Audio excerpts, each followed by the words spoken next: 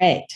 Can't believe I got it first try. All right. So my apologies. I have more slides and things I want to say that I can cover in the time I have available to me. So I'll try to do my best to get through it in a way that doesn't seem too rushed and also doesn't go too long, and just hope for the best, but bear with me. So first I want to say hello to everyone and thank you. And I'm speaking from Mi'kmaq, the ancestral and unceded territory of the Mi'kmaq. My ancestors came to Mi'kmaq in 1760 as pre-loyalist planters, taking up lands from which the Acadians had been expulsed. I'm grateful to the Mi'kmaq for living together in this land. I am a peace and friendship ally. As a citizen of Canada, I am a treaty person with obligations under the Treaties of Peace and Friendship. Today, I want to share with you why thinking and acting in collaborative relationships of respect and reciprocity for the recovery of mainland moose holds promise to catalyze transformation for healing nature and people. In Nova Scotia, the endangered mainland moose may serve as a rallying point for action that benefits people and nature. Moose are bioculturally important to the Mi'kmaq. They also represent a focal species for conservation. Moose recovery will require large areas of connected habitat, which will benefit many other species while also providing nature-based solutions and ecosystem services and all kinds of benefits. Though not perfect, the recovery plan serves as a commitment to which decision makers may be held to account. Considered together, thinking and acting in collaborative relationships for the recovery of mainland moose can really help us move forward to heal both our relationships among various peoples and also with the land and with the moose. The fractured relationship between people and the land in Western colonial society has led to crisis in biodiversity, climate, and humanity. Fundamentally, we need to transform our ways of viewing the world and our place in it, to recognize and respect that we are dependent upon all of nature, including each other. As Elder Albert Marshall reminds us, our first treaty is with the animals, our extended family, our kin, all my relations. Natural laws explain the responsibilities that all forms of life have to one another. These laws emerge from the land. They have to supersede the laws of man. They hold that the very source of life, water, air, and soil, is the right of every living thing and should be our overarching objective. As Elder Albert Marshall explains, caring for all my relations reminds us to think on a daily basis how we will become the eye, the ear, and the voice for the ones that cannot defend themselves in human form, and remind ourselves what our true responsibilities are. So let's take this as a starting point and amplify Indigenous voices and transform our ways of thinking and speaking. In Nova Scotia, becoming the eye, the ear, and the voice for the endangered mainland moose may hold promise for conservation and for respecting and advancing Mi'kmaq rights. Actions for moose recovery serve to conserve and connect habitat for all species, and considerations for moose should influence planning and management for multiple objectives. At the same time, recovering moose would restore Mi'kmaq's cultural practices and relationships with moose. It would uphold legal agreements to preserve their hunting and other treaty rights, and uphold our national commitments for reconciliation with Indigenous peoples. Working together in respectful relations would build understanding and foster learning and multiple ways of knowing for all of us. In terms of Western conservation science, moose represent a focal species for conservation. They are functionally important in the ecosystem as a major herbivore. They are also bioculturally important to the Mi'kmaq, as I've mentioned, but they are important as a symbol of Canada and of wildness, and they are important to all of us for hunters and for their own sake, therefore serving as an important flagship species. They can garner support for conservation. They're vulnerable, therefore we have a legal requirement to conserve them. And they're sensitive to human presence, and therefore they can serve as an indicator species for, intact habitat. Importantly, moose are also an umbrella species. They have large area requirements, and in order to conserve enough land to support moose and viable populations of moose, we would also be conserving enough habitat to support many other species.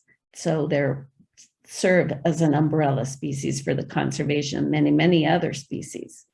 So if we take action for moose recovery in ethical partnership with Indigenous, Black, and peoples of color, we will go a long way towards protecting moose and many other species and healing our relationships with each other.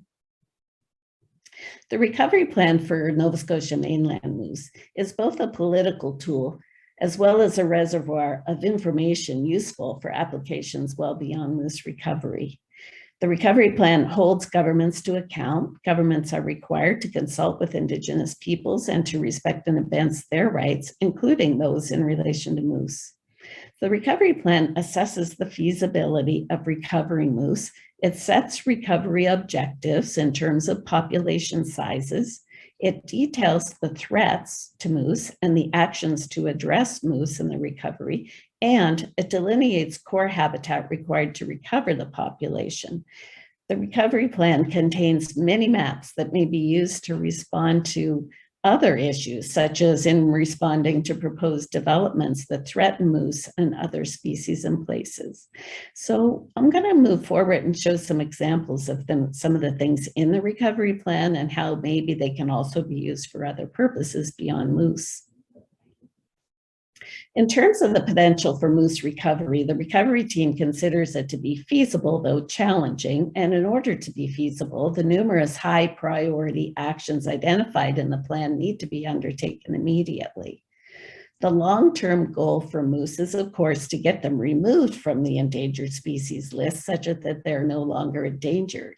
In order to come to this conclusion, the plan sets out that there should be a minimum of 5,000 moose individuals throughout the mainland Nova Scotia, at least 500 of which are breeding individuals, and that these would be distributed through at least 3 localized groups where moose are currently concentrated. So Cumberland, Colchester, Pictou-Antigonish, Guysborough, and Tobiatic populations.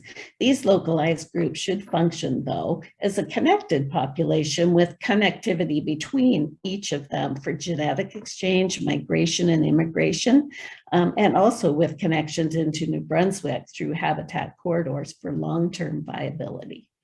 There's a shorter 20-year objective to increase the population by 10% in each of those 3 groups. And not just the population, but to make sure there's an increase in the breeding individuals and in the calf survival.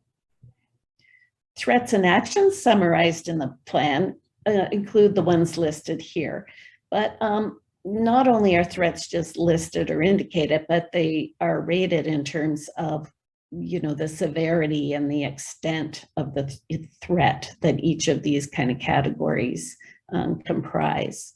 Wind farms is one that, really didn't get much attention in the threat list, though they are emerging as more of a threat now, and primarily because of the kind of ad hoc siting of wind farm proposals. Many of them are being sited in the remaining intact unroaded areas, mostly because they're trying to avoid placing them in people's backyards and having communities object. So this is a problem for moose if the remaining intact areas are becoming siting points. So I only had that little aside about wind energy because it's a current issue. And though we need wind farms, they need to be carefully located to not have a unintentional consequence like making things worse for moose. Okay. The kinds of threats, I mentioned them there. There's also the actions that I mentioned in the other column here, the action items. And beyond the really obvious one of needing to protect and enhance habitat quality, there are also actions related to advancing policy and guidance to help inform other things that are happening. So here's where the moose recovery plan becomes really important for anyone who wants to weigh in on special management practices in the forestry, such as special management practices for moose, and even considerations around ecological forestry, such as where to have the areas of high impact forestry or high production forestry. They should not be located in areas of core moose habitat. The kind of policy and guidance that can come out of the action should also be informing environmental assessments for things like mines, increased and fast-tracked residential developments and the likes. An important part of the actions in the plan is also providing a basis for surveys. Now, this is important because really the province does not have a good sense of where exactly these moose are. The surveys that have been done recently have had a hard time finding moose and haven't found that many moose. And so what's really important is for people, folks like you who are out on the ground, to report the moose that you do see, and maybe if you have a camera with you, if you could have a date stamped camera, a photo, or a photo that also is geo-referenced as to its precise location, those would be really handy. The province is going to want to start to really encourage people to submit those kinds of things so that we'll know where the moose actually are. So please, I encourage you, if you do see any sign of moose, to report that in an official way.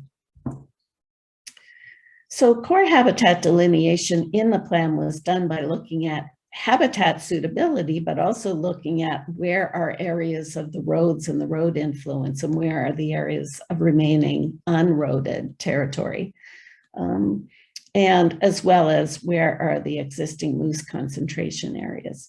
So habitat suitability was based on the availability of crucial components for moose, such as forage, and they need forage that is within 200 meters of forest cover so that they can have cover for thermal regulation and for security. Also, they need this cover, and they need access to water, both for cooling, for aquatic vegetation, and for security. Being surrounded by water, such as on an island, is a really good place for calving.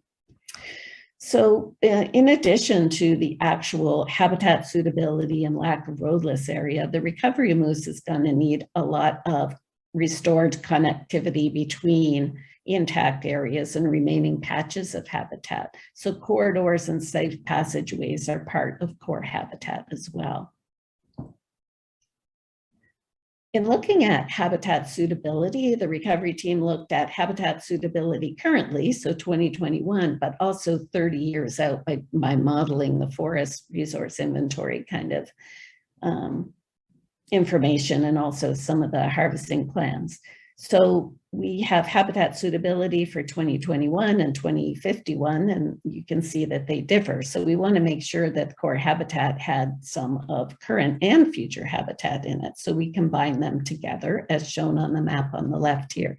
We also then wanted to take account of the roads, because even if the habitat is really highly suitable and very good in other respects, such as forests and forest cover, moose tend to avoid it if there are too many roads, too many human activities in there. And roads also happen to allow predators and competitors such as deer to come in. And of course, if the deer come in, it carries the brain worm. So roads are a very important threat to consider. And it's important to have core habitat that has very little road area in it. So we combined the habitat suitability criteria and the road criteria together and came out with the areas of core habitat that selected the best of both. And you can see on these two maps, in the black line is the overlay of the core habitat, and it shows within it some of those darker green cells, which are the better quality habitat and the areas with the least amount of roads. When we look at the resulting output, here we show the core habitat overlaid with Crown land and existing protected areas. So the Crown land is in yellow, the existing protected areas are in orange, and the core habitat is outlined with a black line. And you can see that where we were able to make a choice, the core habitat was selected on Crown land and existing protected areas to the extent that that was possible.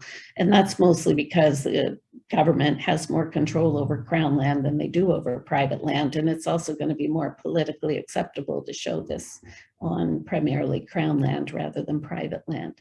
So that's the rationale there. The map on the right shows how the core habitat overlaps with the moose concentration areas. So in this case, the core habitat is green and the moose concentration areas are outlined in black there. So that was another big consideration. So corridors are really important that are will be able to allow the moose to move amongst these three kind of concentration areas and throughout the province and into New Brunswick for longer term viability. But there are a lot of problems with a lot of fragmentation of this connectivity that will need to be restored and repaired, mitigated. So the map on the left, there's red circles. That shows some key areas of corridors where there are major highways that cross-sect those. Those are areas where some highway mitigation options are going to have to occur.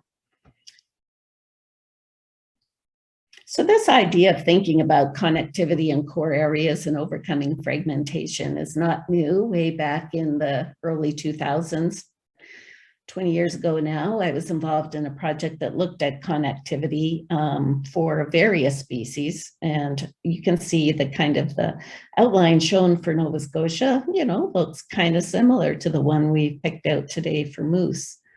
Another kind of study was done about 15 years ago, where it was led by a group called Two Countries, One Forest, where they identified priority areas for conservation. And they also indicated some of these areas that are important for moose as well, and showed the, pretty dense human footprint in Nova Scotia associated with roads and other human developments and that. They showed in that process a key crucial linkage for moose and other species between Nova Scotia and New Brunswick. And this is because Nova Scotia is almost an island. It has a very tenuous connection with the rest of North America through the Chignecto Isthmus. And that connection is extremely important for wildlife and for them to be able to move and respond, in, particularly in response to climate change. As temperatures change and precipitation patterns change, wildlife will need to move in response to that. Not only that, Nova Scotia is relatively small. So for long-term population and viability of moose, that connection to New Brunswick needs to be maintained to avoid inbreeding, depression, and other kind of demographic factors that could lead to their decline. So this is a little close-up of the Chignecto Isthmus area, and it shows where the Nature Conservancy of Canada had done a modeled wildlife movement pathways between protected areas through the Chignecto Isthmus. And you can see the square inset there shows a real pinch point right at the border. And through that pinch point, there's a lot of roadkill that affects moose and a lot of other species. The other thing I want to say about this map is the hatched areas in black and white are existing protected areas. And you can see these dark purple areas in between them, which are crucial pinch points for connectivity between protected areas, and such as the one I've circled with the red circle. And these are some of the kinds of areas where wind farms are being proposed, and unfortunate locations for thinking about renewable energy. Another aspect to think about around moose, but also for connectivity for all kinds of species and for conservation in general in Nova Scotia, is that Nova Scotia has this natural pinch point between the southwestern portion of Nova Scotia and the sort of eastern or northeastern portion. So we have the Minas Basin coming in near Windsor and the St. Margaret's Bay coming in near Hubbards. And between those two, we have a very long Pontic Lake, which is made deeper and longer because of a dam near Windsor, St. Croix. And between the Minas Basin, the St. Margaret's Bay, and the Pontic Lake, there's not much room for wildlife to move between that southern part of Nova Scotia and the rest of Nova Scotia. So those two areas where the circles are extremely important for connectivity, and the options for connectivity through those areas are being tremendously lost and foreclosed at a rapid pace with the expansion peri-urban development around Halifax, and also building out from Windsor, especially as the highway is twinned through there. The highways also provide a fair barrier and need some mitigation. So these are a couple of areas where we really should work towards trying to secure and restore connectivity as soon as possible before developments get even worse through that area. Now, this is important when you think about things like, okay, we have the Ingram River proposed wilderness area, and it's shown in green on this map, these two maps, sort of a fine scaled version of it and a zoomed out version of it. So Ingram River Wilderness Area, the proposed one, in green, and in yellow I've overlaid kind of a natural kind of connectivity route through the province in yellow. You can see in the map on the left where I've put that orange circle, there's a real pinch point between that Pontic Lake and St. Margaret's Bay and others. That's the kind of information that could be really used to make arguments for increasing the size of the proposed Ingram River Wilderness Area, and or for securing connectivity through it, through conservation of the lands adjacent to it. This kind of spatial consideration about broad connectivity throughout the province, not just for moose, but for all species, comes up when we think about responding to proposed mines as well. So these maps show the proposed 15-mile stream and expansions to Beaver Dam and Tokay mine sites. Kind of the mine sites are shown in orange.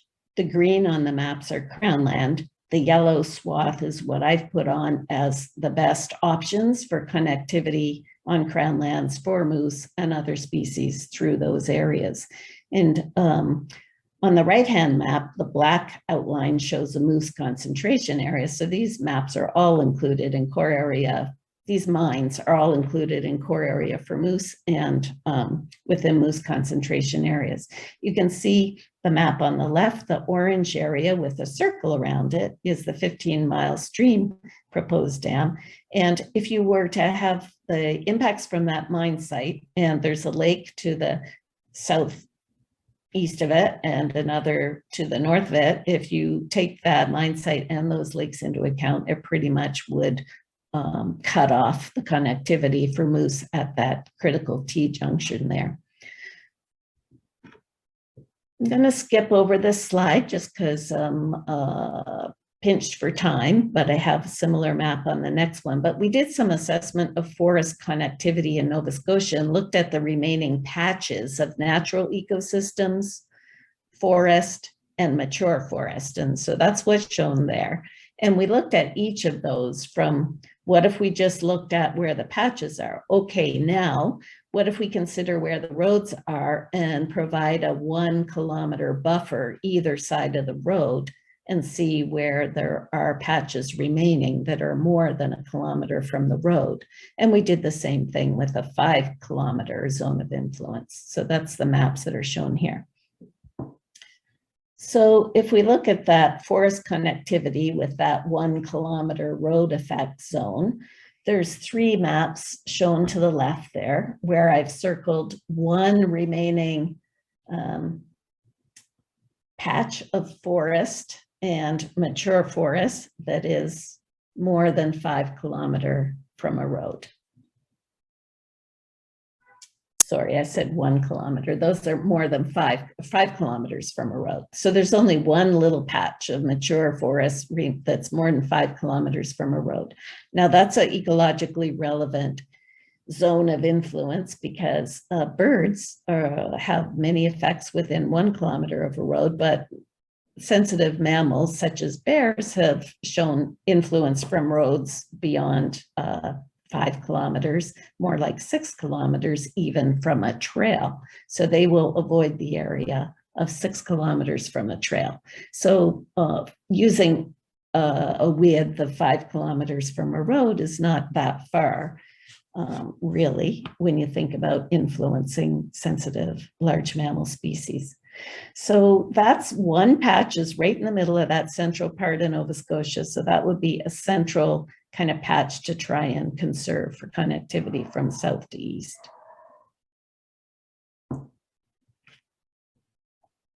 So when we think about, okay, we want to protect core habitat for moose, we want to protect connectivity for moose. By doing so, we're going to protect a lot of other things. The information we have about moose is beneficial in a lot of other kind of initiatives and issues that are happening on the land. How do we go about sort of thinking about those in an integrated fashion? Well, there are several tools that we have for thinking about and applying and working towards connected landscapes. So some of them are protected and conserved areas. So we need more public and private and protected areas. And there's a new National Ecological Corridors program that is recently announced. Maybe we could attract some resources to Nova Scotia for some ecological corridor program here, both to help conserve moose and provide those other services we talked about. Ecological forestry is happening. There's the province commitment to implement the recommendations from the Leahy report. So thinking about where's the core habitat areas for moose, where are the key areas for connectivity, these should all go into deciding where are the conservation lands as part of the ecological forestry triad. Where are the matrix and ecological forestry part of the triad going to be, and how are they going to be managed in ways that also support moose? And we should definitely look at locating the areas of high production forestry in areas that are not crucial to moose. Forestry can help moose, but not at that high production level and not with a lot of roads and that impact it. A lot of Indigenous initiatives are happening, and also we really would benefit from creating alliances and partnerships with Indigenous peoples. There are Indigenous protected and conserved areas that are being looked at for Nova Scotia and talked about. There's a Mi'kmaq forestry initiative, Mi'kmaq guardianship programs, including the moose protectors. And also the Mi'kmaq are looking at biocultural corridors, and a lot of these would be very important for moose and other species as well. And environmental assessments, all of this information really has to be brought to bear and made available for those decision makers when they're looking at making decisions under environmental assessments for siting mines, energy, including renewables, transportation infrastructure, and residential commercial developments. These are all important initiatives, but they need to happen in areas that are not so important for moose and other species. All right, so how do we get there? Considering together, thinking and acting in collaborative relationships of respect and reciprocity for the recovery of mainland moose does hold promise to catalyze transformation for healing nature and people. Thomas Homer Dixon, in his recent book, Commanding Hope, describes how changes in ways of viewing the world have happened before in society and that they will happen again. As perspectives shift among a large enough pool of individuals, change can happen quickly, such as happened with the legalization of same-sex marriage and, other changes that have happened, like apartheid and legalization of some drugs. The same shift may occur as more and more people realize our reliance upon nature and open up different ways of knowing and viewing the world, including respect for all forms of life and all peoples. Together, we can speak for and live into changes that heal all people and nature. Inspirationally, it takes a monarch less than a month to metamorphosize from a larva to a butterfly. Similar metamorphoses can occur in societal systems. I encourage us to embrace and foster an Indigenous mindset and engage in two-eyed seeing from the best of both perspectives. Most Indigenous peoples think, act, and organize their lifeways and institutions based on a relationship to ecology that is different from Western societies. A foundational tenet is that all life forces are sacred and connected. This principle reminds us how we are all dependent on each other and encourages respectful behavior when dealing with other beings. It reminds us that humans are not the superior being, but rather a small part of it. Such a mindset, if more broadly embraced, would go a long way towards necessary shifts grounded in ethics of care and responsibility. So in closing, we are at a point where Indigenous wisdom and Western society converge. The living planet and all its beings are in deep trouble, and we are the cause, and we must be the solution. Only transformative solutions forged through respectful and equitable alliances will suffice. As Elder Albert Marshall reminds us, the prerogative is ours. To me, it is vital that we think and listen deeply and learn and collaborate together at this time of accelerated change. What is required is nothing less than a radical and daunting shift that will require deep changes in how knowledge and reality are constructed and experienced. But at this moment, we have an opening, an ethical and political window emerging from commitments and policies in the global arena and in Canada, and even some in Nova Scotia. The system has largely been created by Western European teachings, and now we need to take a moment to pause and listen to other voices. Ultimately, healing people and nature means changing the way we think and act and the way the system operates. Finally, I want to thank some Mi'kmaq leaders from whom I continue to learn so much. Elder Albert Marshall and Lisa Young, as well as Shell and Jodri and Sherry Pictou. And thank you to all of you. Gatherings like ours today are important for opening up conversations and providing a roadmap for ongoing actions to shift trajectories towards renewing our collective kinship with the world. If there's time for questions, I welcome them, but I'm afraid I've gone well over. Apologies. All right, thanks, Karen. We can do a couple questions. We can go through relatively quickly. I can start us off, I guess. I'm wondering so just maybe to give folks some clarity on the process around core habitat. So core habitat gets identified and then designated officially, and then there can be regulations around what can and cannot be done in various aspects around core habitat on the land. So I'm wondering if you have any thoughts about easiest first steps around core habitat the government could start taking now, whether that's maybe something like all protected areas in core habitat, designate those immediately, or maybe it's something about ecological forestry in those areas, or yeah, what do you think are the easy first steps that we should be advocating for? Yeah, excellent. I love your suggestions. Yes, if there are pending protected areas within core habitat, absolutely move right away on those. I've been hammering away. I used to be on the Minister's Advisory Committee for the implementing the Leahy report, and I'm hammering away. Before you start deciding on, where the high production forestry lands are going to be, first thing you should do is decide where the conservation lands are going to be. So, overlaying core habitat for moose on there would go a long way towards that. I think they also need to look a little bit within the concentration areas and give it a little more form. To have those huge areas of concentration over a large landscape, it doesn't give enough direction to things like environmental assessments. So if they could articulate the most important areas for moose within those large concentration areas, I think that would really help with decision making around like where to put roads, where to do forestry, and at what intensity, where to place mines, and all those things, and give the policymakers and decision makers a bit of tooth to use when they have the environmental when those things come up under environmental assessments. Okay. Those are some things that come immediately to mind. And of course, the Indigenous protected and conserved areas, there's work being done there. So where can we get win-win between moose protection and those? And yeah, I'll leave it at that. Okay. And what about so I know the Chibukdo Peninsula didn't make it into core habitat. I know folks are wondering about that, just where the habitat could be so good and there's a lot of protected areas there. And you have any comment on that not making it in?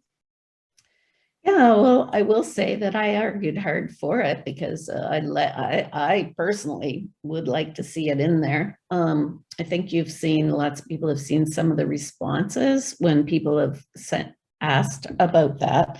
And the response from the department is something like, and this reflects the views of most of the team as well, because it was the team that did the recovery plan, not the department. But they just thought that crossing over the highways was just too big of a challenge, and also that there are too many deer in that vicinity, and that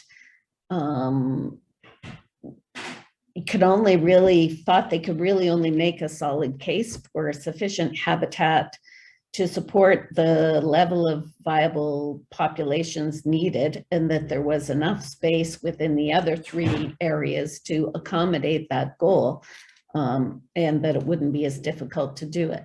That said, they're not writing off the Chignecto population. They know it's there in all populations. Maybe there are other small pockets in other places as well. They are still protected under the Act, and they should still show up and be considered in broad landscape planning, municipal planning, thinking about protected areas, thinking about where to mitigate road crossings and the likes. David is wondering if we should import moose directly from New Brunswick. Yeah, that's a good question. I think that the thought is, the jury is still out a bit about the genetic differences because there are so few moose to really compare them in accurate ways. And also the lag time in the genetic changes don't show up for a few generations. So there's some question about whether there might be some genetic or demographic differences in the moose that are on the mainland. So there's some caution there. The other thing is they worry we'll just bring them over and it might just be a sink for them. They're not sure why the calves are dying and not surviving. So there's some questions about that. And the other thing is, until we know where to put them, where we have a good sense of where the other moose are and how much good habitat there is there, whether to bring additional moose and put it into it. Maybe we need more good habitat that can support more moose before we bring more in. So the suggestion was more to try and work towards improving connectivity in a way that, and also enforcing against poaching and stuff, to allow for more moose to naturally make their way. So moose do make their way into Nova Scotia from New Brunswick, and there's, let's call them reliable but informal reports that they are very quickly poached. As soon as they're seen, the word goes out and they're gone in someone's freezer before too long.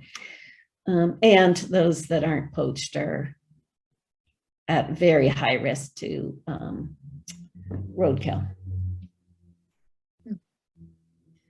All right.